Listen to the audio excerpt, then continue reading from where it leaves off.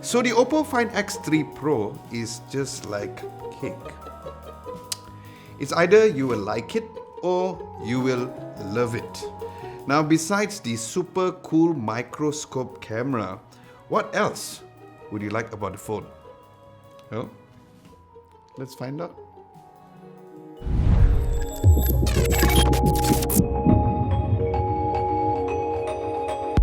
Now, ever since the release of the Oppo Find X3 Pro, I couldn't wait to put my SIM card in it to use the phone daily. And as promised in my first impressions video, I'll answer all of your questions that you have asked me over there and also allow me to go through the experience with you on how it was using the phone for more than 2 weeks.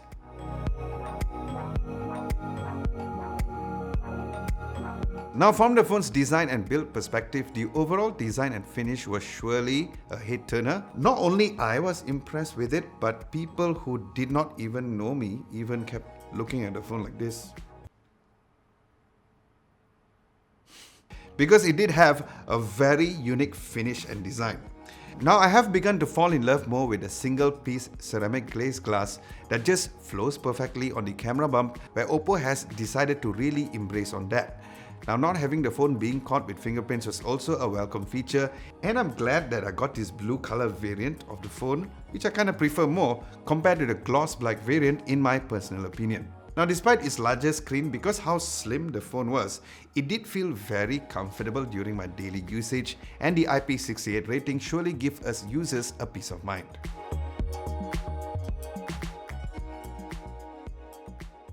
Now, I've said it before and I'll say it again that Oppo has brought in their A game on the phone screen, as it is their best screen yet. Where the phone comes with a 6.7-inch LTPO AMOLED display with a high resolution of 3216 by 1440 pixels and a refresh rate of 120Hz, and not forgetting a really high 240Hz touch sampling rate, made the phone to be one of the snappiest phones out in the market today. When using the phone daily with a peak brightness of 1300 nits, so the brightness of the screen was really great indeed. So there's your screen brightness review, BuQC, and no, I won't be doing a shirtless review on a beach. Now, what's neat is that the phone goes all the way down to a mere 5Hz. If you're stagnant on the screen, probably reading something, and adjust the screen refresh rate up when it comes to scrolling, which is also a plus feature to really make the phone consume less battery.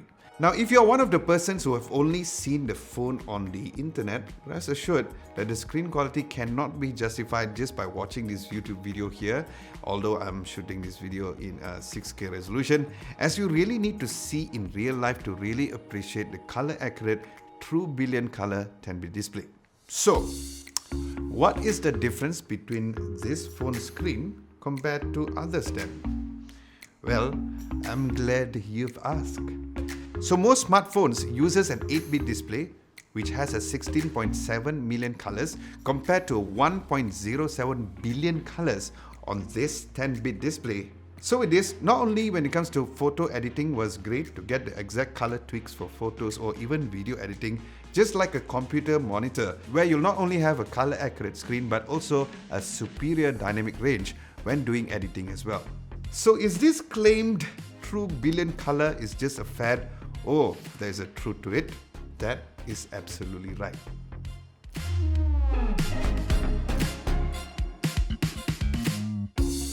Now onto the phone's camera. Just as a recap, the main lens is a 50 megapixel f1.8 aperture, another 50 megapixel f2.2 ultra wide angle lens, where these two lenses are using the Sony IMX 766 sensor, a 13 megapixel f2.4 telephoto lens, and a 3 megapixel f3.0 micro lens. And once again, this is not your typical macro lens, which has up to 60 times of magnification.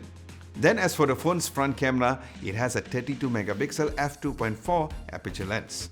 Now, starting from the main lens, you will get the highest quality images, since this is the world's only billion color camera, and I have to say that Oppo has really improved a lot when it comes to the image processing, where the overall images not only looks tech sharp but it wasn't oversaturated as most smartphones tend to do, which makes the photo taken to be really easily for you to upload on your social media accounts without worrying about editing after. And you can take photos with a way higher 10-bit of HEIF format instead of a typical compressed JPEG files, which was really a big deal to get the utmost best image. So there's your answer, Aiman Faris. Now, while some smartphones tend to give their best megapixel sensor towards the main lens, Oppo has given us yet another high 50 megapixel for the ultra wide angle lens, which is the world's only Android-based smartphone that has a 50 megapixel for the ultra wide angle lens, where the images also look great with amazing dynamic range. And of course, as mentioned by Oppo, it is true that there's no barrel distortion and it was sharp from edge to edge, and the amount of focal length that you get from the lens, it was extremely ultra wide indeed. Now, what's extra sweet that this ultra wide camera can convert itself to a macro mode to get us really close-up shots. And it's nice that Oppo has decided to do that, since some phones like to just typically slap in a macro lens just for the sake of having another lens. And yes, speaking of the macro mode, we all need to take a moment to appreciate the microscope mode on the phone with a ring light around it, which kind of reminds me of the very famously known probe lenses for cameras. And this also really reminded me of the days when I was younger, trying to get as close as possible to tiny little things, and this microscopic camera is not just a gimmick, as it's actually something that delivers great results, and it would be a great conversation starter when talking about the phone too. So yes, NFA, the micro lens, was truly impressive indeed. Next, looking at the night mode photos, you'll get a flagship level shots with great balance of highlights and shadows as expected from Oppo. Now, looking at the phone selfie photos, it also looked great with nice skin tones with no sign of any softness on the images, which was also really cool. While the portrait selfie mode was also great and the subject to background blur was pretty flagship level, I did find that sometimes the background can be overexposed, especially when there's a backlit situation, so keep that in mind, but overall it did turn out great. So that's your overall camera testing, Bilal Ramadan. Now, as for video, it records up to 4K at 30 frames per second for the rear camera with tons of great video-centric features like HDR log and BT 2020 color gamut. Now, there's also full manual controls for the ISO, white balance, shutter speed and even focus, which is a great tool for those content creators out there. Now, even with the regular video mode, I did find that the video footage to look really amazing and definitely one of the biggest pluses of the phone.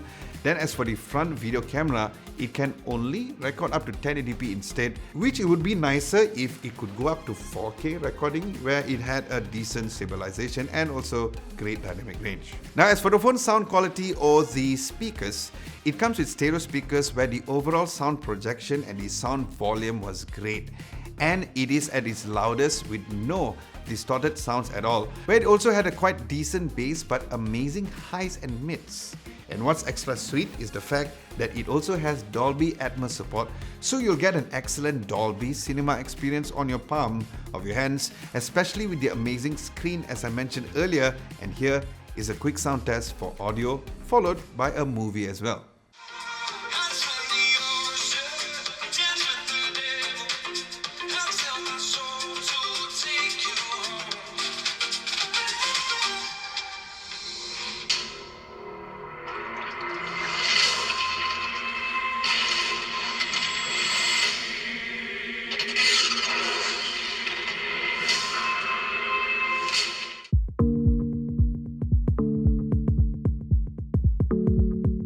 In terms of software, backed by Android 11 with the brand new ColorOS version 11.2, where I have to say that I really love the user interface, where Oppo has gone a really long way to perfecting this Android skin. Now, not only that the responsiveness is great, but the overall navigation and the multitasking was second to none, and I also appreciated the tiny but significant features like the quick launch, where once you press the fingerprint sensor, you can slide to open up to 5 apps, where you can choose the exact apps that you want.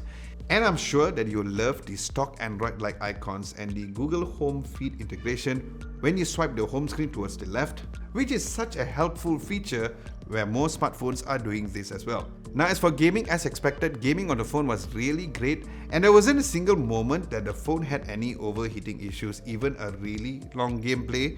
Now good news for you PUBG Mobile fans out there, as the game ran perfectly at graphics set to HD and even a higher Ultra HD, and only then there was a tiny bit warmth, but it did not affect the gameplay, especially on that frame rate set to high as well.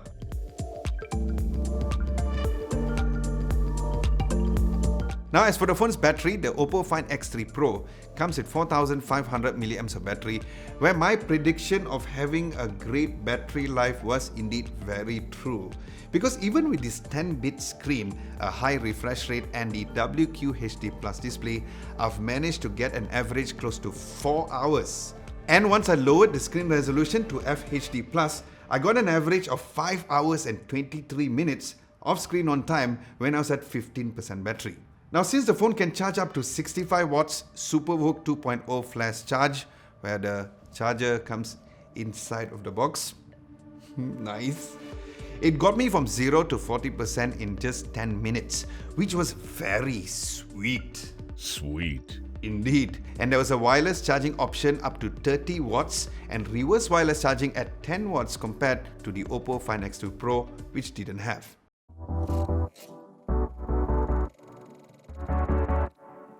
Now in conclusion, as you went through this review video, it is clear on how great of a smartphone that Oppo has given to us users as a very appealing and a very great option.